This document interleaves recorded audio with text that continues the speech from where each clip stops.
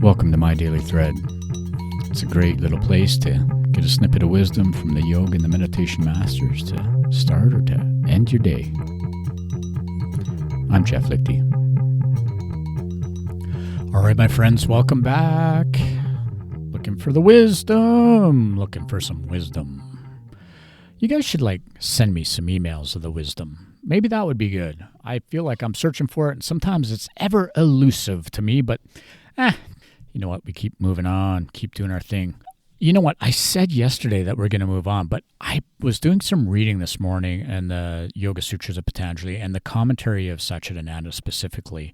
I was just reading again about Kriya Yoga. Remember, we've been looking at Kriya Yoga, the yoga in the act of life, from the Sadhana Pada, where he talks about Tapas and Svadhyaya and Ishvara Pranidhana. One of the things that I had forgotten and I reread was this idea that comes from the Bhagavad Gītā, where the Lord Krishna, who is the divine entity that speaks in conversation to the warrior Arjuna, divides these austerities or this idea of tapas, doing a strong self-discipline, into three qualities: physical, verbal, and mental. And I thought that was interesting just to bring to note for us. You know, this idea that physical austerity could be classified, or what they would classify worship, impurity, and straightforwardness. Now, this idea of worship, they're talking about doing these very intricate pūjās where they have all of these different things they have to do. And that becomes this physical austerity because you have to keep track of everything. You have to sit and you have to put things into the fire, and it's a fire ceremony. And there's lots of different kinds of ones, but this idea that there's some physical, actual tapas, you create the heat of doing these things, and that's like a physical austerity. He talks about purity and straightforwardness and celibacy and non-injury as being austerities of the body. And I thought that was a really cool concept and something I wanted to bring to us. You know, this idea of celibacy as an austerity, isn't that interesting? Because our current culture celebrates sort of a very free and loose idea of what's sexually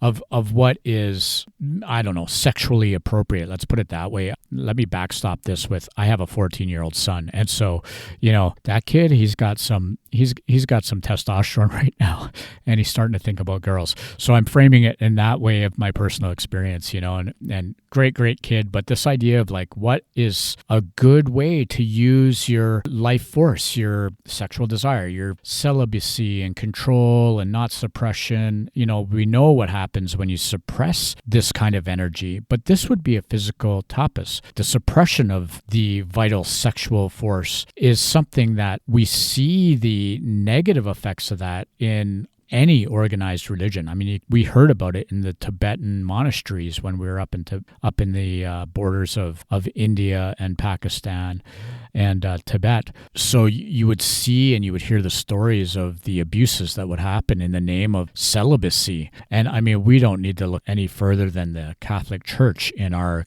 current culture for a whole bunch of atrocities there. When we look after our purity and our straightforwardness when it comes to this energy, that is a very interesting tapas that is, or an austerity that's coming out. Already, I don't know how I got to this part of the podcast where we're at the end of our time. Tapas comes in many different forms, but this physical form, finding a strength in whatever it is you're, quote, worshiping, finding purity and straightforwardness in the celibacy and the way that you're managing sexual vitality, the idea of just creating a physical body that's strong and pure. This is tapas, physical tapas. Tomorrow I want to just rewind and talk a little bit more about a couple other things that Krishna talked about, which is of verbal austerity and then mental austerity. And we'll talk about that tomorrow. We aren't moving on yet, folks, and I apologize for that.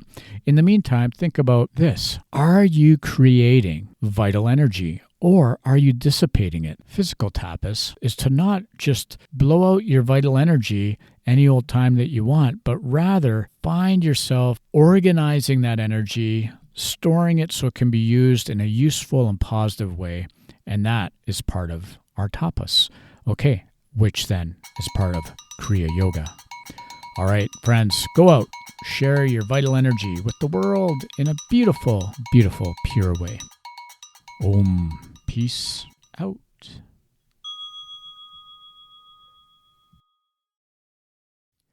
All right, friends, post show notes. Share the podcast with your friends. Do the podcasty things. But find a practice. Find a practice. If you need some help with that, drop me a note through jefflichty.com on the contact page. I'd love to help you out with that. Peace out.